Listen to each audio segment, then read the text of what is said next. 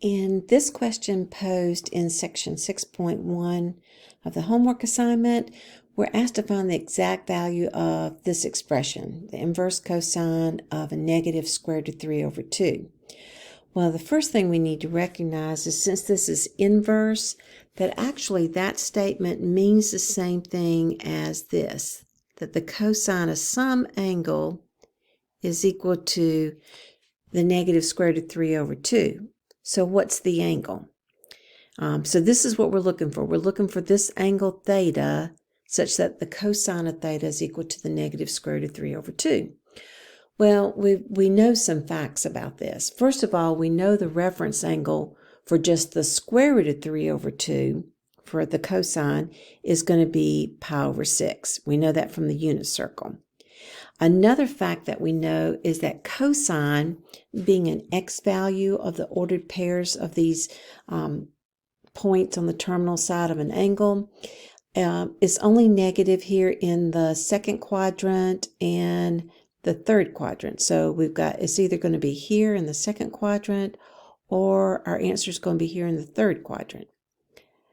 So then our last fact is with this idea of inverse. Back up here, being told that this is an inverse function, we have a restriction on the domain for the inverse function. And this is the restriction, that our answer for cosine of that angle theta's got to be something between 0 and pi.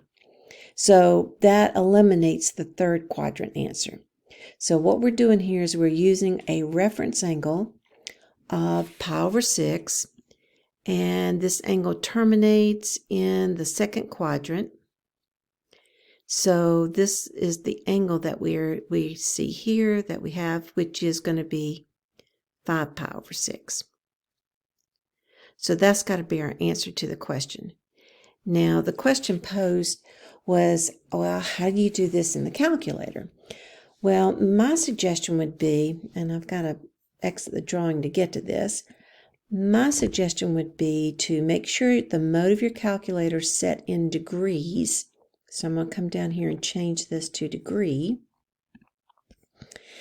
Just because the answer to that question was 5 pi over 6, and if I use the inverse function in radian measure, it's not going to give it to me with a pi in the answer. So anyway, so we're going to do that. Let's quit this screen. And we're going to take the inverse cosine that's located right above the cosine function. So second cosine, and type in our value, which is negative square root of 3. Square root of 3 divided by 2. And we get our answer, which is 150 degrees. And then we change 150 degrees to radian measure. So to change 150 degrees to radian, that means that we're now going to have to go back here and use this little fact that we know, which is 150 degrees times pi over 180 degrees.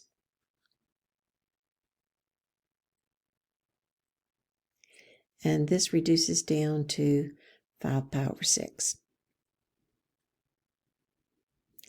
So I would just suggest if you're going to use your calculator to check your work, to make sure the mode of the calculator is set for degrees, and then be sure to change your degree measure to radian.